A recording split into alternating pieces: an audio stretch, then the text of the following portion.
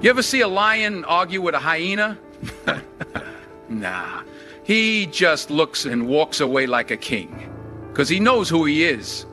He doesn't need to prove it. He doesn't bark, he doesn't roar for attention, he just moves with purpose. And when he moves, everything around him feels it.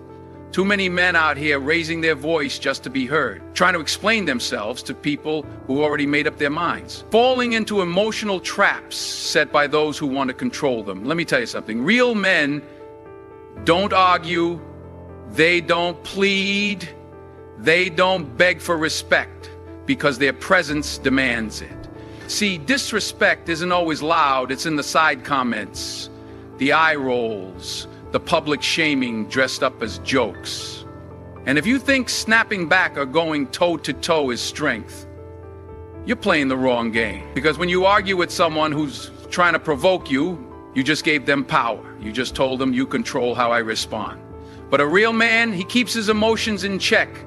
He observes, he measures the moment, and then he responds, not with noise, but with action. Sometimes the strongest thing you can do is stay silent. Let that silence speak volumes.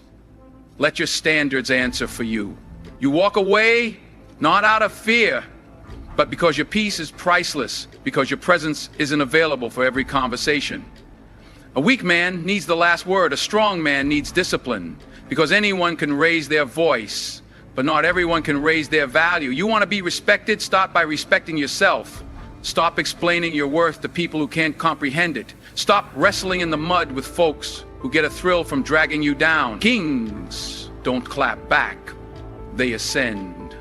They don't need to say it, they show it. Real men don't chase respect, they command it through presence and action. It's not about how loud you are. It's not about showing your teeth or puffing out your chest. Respect doesn't come from fear, force, or volume. It comes from how you carry yourself when no one's watching. It comes from the quiet confidence in your eyes, the discipline in your habits, and the boundaries you refuse to let anyone cross. The truth is, if you have to ask for respect, you've already given it away. Masculine energy doesn't beg, it doesn't convince, it doesn't perform. It walks into a room and the air shifts. Not because it demands attention, but because it doesn't need it. The man who respects himself sets the tone. He doesn't have to say, "You better not talk to me like that." His energy already told them. People watch how you treat yourself. That's where it starts. If you tolerate disrespect from yourself, missing your goals, slacking on your word, compromising your values, then don't be surprised when others reflect that back at you. But when you keep your word to yourself, when you honor your time, when you protect your peace, you radiate something different. You radiate discipline, you radiate control, you radiate self-respect. And that forces others to decide, either rise to your level or leave. You don't need to post about it. You don't need to announce it. You live it. That's the difference. Too many men think respect comes from dominating others, from proving they're alpha, from barking orders or clapping back. But none of that matters if you can't dominate yourself.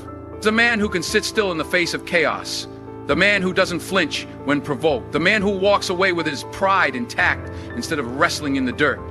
That's the man who commands respect. Respect isn't given to the loudest in the room. It's given to the man who doesn't need the room at all. When you become the type of man who doesn't argue, who acts with intention, who knows his value, who moves with purpose, disrespect becomes rare.